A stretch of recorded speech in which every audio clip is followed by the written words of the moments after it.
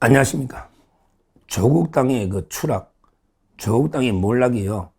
날개가 없이 끊임없이 이게 추락하고 있습니다. 참, 이게 호남에서요. 원래 조국이가 호남에서 옛날에 총선 때 지민 비조, 그때 할 때 호남에서 이제 민주당보다 지지를 더 많이 받았던 여기에 조국 당이었죠. 총선 때. 그리고 이제 보궐선거에 담양 군수도요, 압승하고 호남에서 상당히 조국이가 지지율이 높았어요.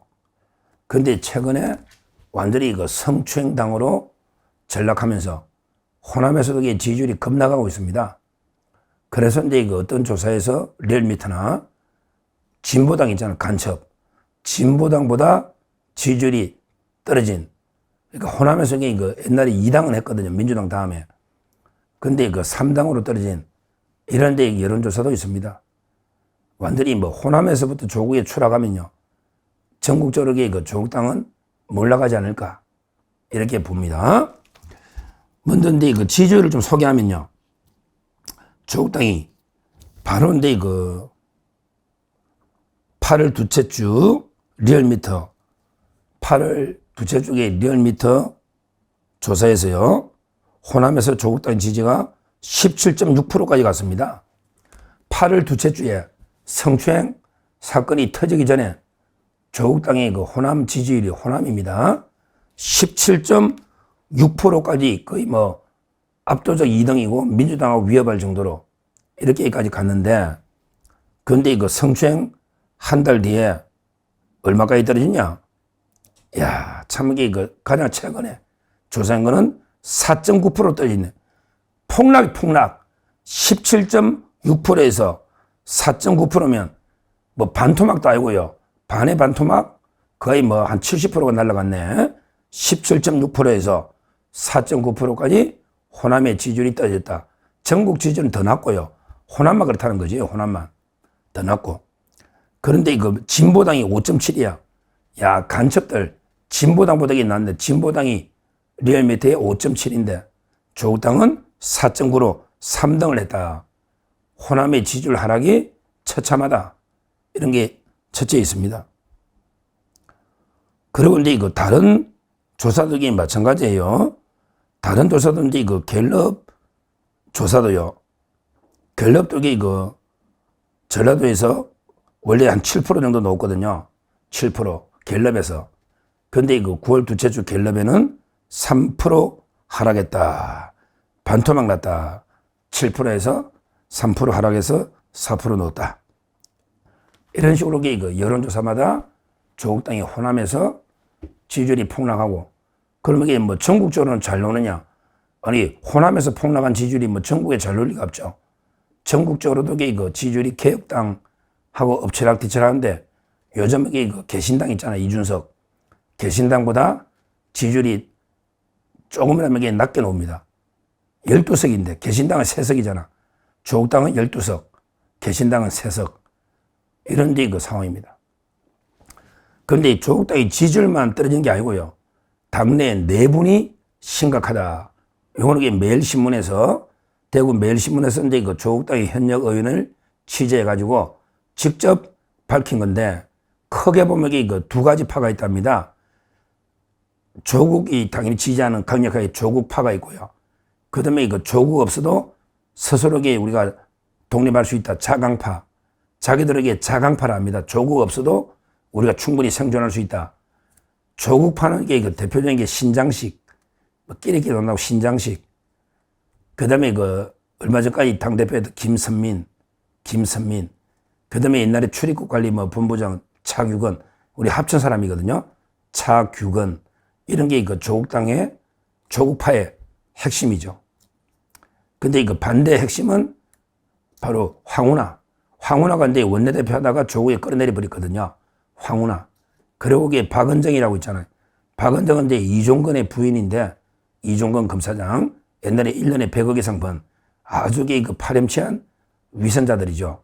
박은정이가. 아주 꼴불견입니다. 하여튼 이 박은정, 황운하 중심을 하는 게 반조국파. 조국파. 이런 식으로 두 개로 완전히 쪼개지라니까 뭐 제가 보기에 그 희망이 없지 않냐 이렇게 봅니다. 물론 이제 아직까지도 개인 팬덤은 좀 있는 것 같아요. 어제 저 갤럽에 그 차기 지도자 그때 그 주관식 투표했잖아요. 거기에 보면 조국이가 8%, 장동혁 7%. 아직도 이게 조국이 개인 팬덤이 있어서 1등을 한 거예요. 그러고 이제 그 밑에 뭐 정청래 4%, 이준석 4%, 그 다음에 그 밑에 한동훈, 김문수, 김민석 3%. 이런 식으로 이게 돼 있거든요. 그래서 개인적으로 보면 이게 8%까지 나오는데 정당 지지율이 2, 3%밖에 안 나오고 호남에서도 이게 3, 4% 심각하죠. 그러니까 이게 좀 약간 이게 조화는 안 맞아요. 정당 지지율이 폭락하고 있는데 조국의 지지율이 차기 지도자 8% 높다. 이거는 조금 이게 매치가 안 맞는데 근데 뭐 결국 수렴하지 않겠어요? 결국 어떻게 수렴한다? 조국이 때문에 조국 땅이 올라가는 게 아니고요. 결국에 조국 땅이 올라가면 조국 지지율이 저는 떨어진다. 이렇게 봅니다. 그러니까 조국이가 조국 땅의 지지율을 끌어올리는 게 아니고 오히려 조국 땅의 지지율 하락이 조국의 지지율을 끌어내린다. 결국은 이게 일치하거든요. 끌어내린다. 이렇게 저는 예측을 합니다. 결국은 이제 조국 땅은 조국이 하고 함께 동반 몰라간다. 이렇게 보고요. 그러면 이게 이제 우리한테는 어떠냐? 꼭 이게 뭐 우리한테 좋다 나쁘다 제가 보기에 뭐 조국에 몰라가면 좋긴 한데 근데 좌파가 막 대분열되고 이렇게 쪼개져야 되거든요. 그러면서 이게 조국이 몰락해버리고 민주당이 하나로 통합이 돼버리면 이게 또 우리한테 불리한 점도 있긴 있어요. 그러니까 조국 땅의 몰락이 꼭 우리한테 반드시 이게 좋다. 전략적으로. 이렇게 보기는 좀 어려운 측면도 있습니다. 우리 조국이하고 이재명이 막 죽게 살기로 싸워주고요. 계속 물어뜯고 진흙탕 싸움하는 이게 도움이 되는데 너무 이게 몰락해가지고 거의 완전히 뭐 정당이 그냥 해산될 정도로 존재감 없이 이렇게 되면 이게 또 1대1 싸움이 되거든요. 민주당과 국민의힘 1대1 싸움이 되니까 전략적으로 유불리 판단은 좀 더 고민해봐야 되지만 그러나 그걸 떠나서 이게 조국 같은 이런 게 파렴치한 거짓말쟁이 위선자 이런 자가 정치한다는 자체가 나라가 이게 뭡니까? 뭐 우리한테 유불리를 떠나서 조국 같은 이런 게 범죄자 파렴치한 이런 자는요 나라를 위해서 영구 퇴출시켜야 됩니다. 정치판에서 영구 퇴출을 시켜야 됩니다. 이런 자가 대한민국 지금 이게 차기 지도자 뭐 갤럽이지만 8%지만 1위에 올랐다는 이게 우리나라가 지금 심각한 이게 정치 위기라는 거죠. 그렇잖아요. 정말 이게 나라가 망할 때 되면 막 사기꾼들 이런 게 포퓰리스트 정치인들이 막 노잖아요. 로마가 망할 때도 보면 이게 막 황제가 여러 번 1년에도 몇 번씩 바뀌면서 무능한 놈들이 막 속출하거든요. 요즘 이게 제가 요즘 나라 걱정을 크게 걱정하는 게 이제 대한민국도 이게 국군이 다 해가나?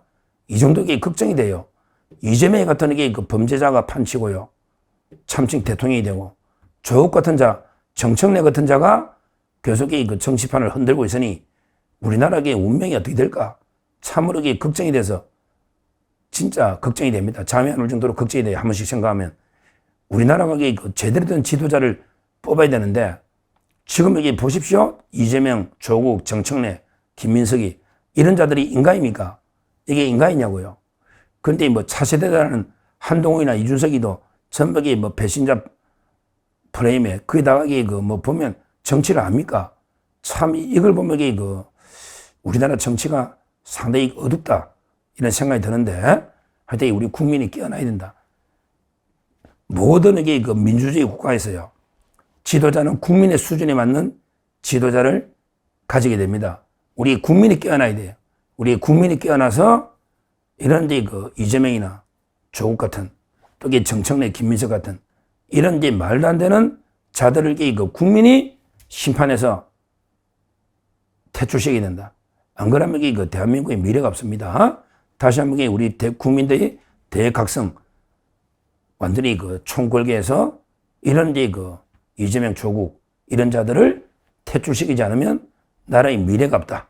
이렇게 말씀드리고 하여튼 중요한 거는 조국당이 지지율이 호남에서부터 폭락해서 아마 그 조국당 자체가 역사 속으로 사라질 가능성이 높다. 이 말씀 드리고, 그 다음에 그 조국이도 당과 함께 사라지지, 조국이가 당을 끌어올릴 수는 없어요. 조국도 결국 정치판에서 퇴출되지 않을까. 이렇게 말씀드립니다. 감사합니다.